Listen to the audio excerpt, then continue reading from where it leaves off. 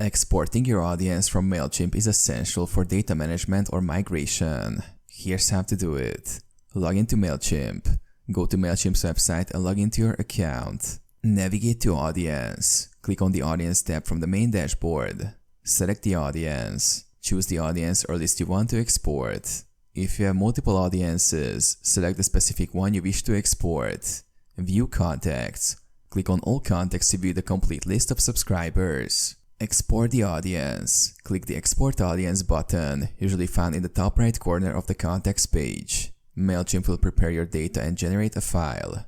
You will receive a notification or an email with a download link once the file is ready. Download the file. Click the download link or go to the Audience tab and look for the Export section.